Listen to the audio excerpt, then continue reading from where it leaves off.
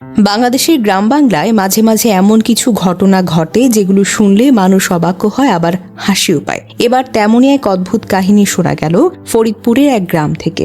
ঘটনা ঘটেছে ভাঙ্গা উপজেলার ঘারুয়া ইউনিয়নের ঘারুয়া গ্রামে। শুক্রবার সন্ধ্যার পর হঠাৎই দেখা গেল ৬০ বছর বয়সী নার্গিস বেগম সরাসরি হাজির হয়েছেন তার কথিত প্রেমিক আবু বক্কারের বাড়িতে।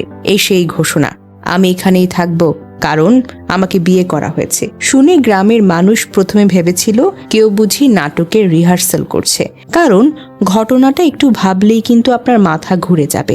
নার্গিস বেগম হলেন ৪ সন্তানের মা, আবু বক্কার ৫ সন্তানের বাবা। মানে ২ পরিবার মিলিয়ে একটা ছোটখাটো ক্রিকেট টিম দাঁড় করানো যায়। স্থানীয়রা বলছেন নার্গিস বেগম আর আবু বক্কারের সম্পর্ক আজকের না, অনেক দিনের পুরনো গল্প।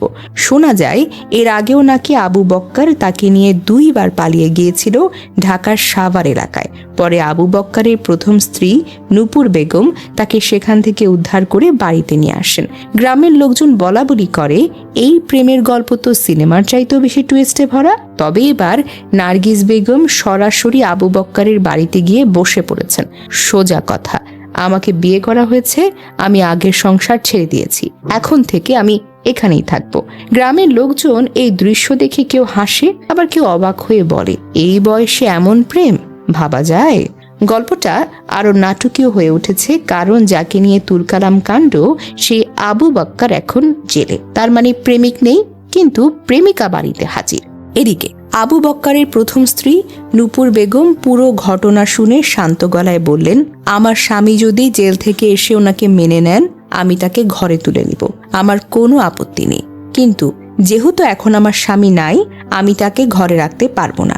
এই বক্তব্য শুনে গ্রামবাসীর অনেকেই বলেন, এই ঘরের ভেতরের রাজনীতি তো দেশের রাজনীতির চাইতেও অনেক বেশি ভয়ঙ্কর, রাজনীতিকেও হার মানায়। ঘটনার খবর ছড়িয়ে পড়তেই পুরো গ্রাম যেন মেলায় পরিণত হয়েছে। কেউ দেখতে এসেছে, কেউ গল্প শুনছে, কেউ আবার হাসতে হাসতে বলছে, এটা কি প্রেমের কাহিনী না পারিবারিক সিরিয়াল। চায়ের দোকান থেকে বাজার, সব জায়গায় এখন একটাই আলোচনা, নার্গিস আপা কি সত্যি এখানে থাকবেন? শেষ পর্যন্ত প্রশ্নটা এখানে এসেই দাঁড়ায়, একজন ৪ সন্তানের মা কিভাবে এমন সম্পর্কে জড়ান? একজন ৫ সন্তানের বাবা কিভাবে এমন সিদ্ধান্ত নেন? সংসার কি এতটাই হালকা? ৯ জন সন্তানের ভবিষ্যৎ, মানসিক অবস্থা, সম্মান কিছুই তো আর ভাবার প্রয়োজন মনে হলো না। একজন মা যার কোলে ৪টা সন্তান বড় হয়েছে, তিনি কি একবারও ভাবলেন না মায়ের এমন সিদ্ধান্ত সন্তানের মনে কতটা ঝড় তুলতে পারে? আর একজন বাবা যার ৫টা সন্তান তাকে বাবা বলে ডাকে, তিনিও কি এক মুহূর্ত ভাবলেন না তার এই সম্পর্ক তাদের জীবনে কতটা অস্বস্তি, লজ্জা আর অস্থিরতা তৈরি করতে পারে? প্রেম মানুষের জীবনে আসতেই পারে, ভালোবাসা তো আর বয়স দেখে আসে না, এই কথাও তো অনেকে বলেন। কিন্তু প্রশ্নটা ভালোবাসা নয়, প্রশ্নটা হলো দায়িত্বের। এই ঘটনা অনেকের কাছে হয়তো হাস্যরসের মনে হতে পারে, কেউ এটাকে মজার গল্প বানাবে, কেউ হয়তো আড্ডায় আলোচনা করবে, কিন্তু বাস্তবে এর পেছনে রয়েছে একটি বড় সামাজিক সংকট, যেখানে অনেক সময় মানুষ নিজের আবেগকে নিয়ন্ত্রণ করতে না পেরে নিজের পরিবার, সন্তান, এমনকি নিজের সম্মানকেও ঝুঁকির মধ্যে ফেলে দেয়। সন্তানের কথা না ভেবে যদি বাবা মা এমন সিদ্ধান্ত নেয়, তাহলে সবচেয়ে বড় আঘাতটা পড়ে ওই নিষ্পাপ সন্তানের ওপরই।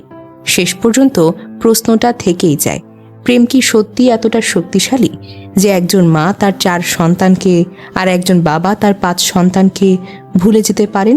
নাকি এটা প্রেম না, এটা দায়িত্ব ভুলে যাওয়ার এক ভয়ঙ্কর উদাহরণ, যা আমাদের সমাজকে নতুন করে ভাবতে বাধ্য করে।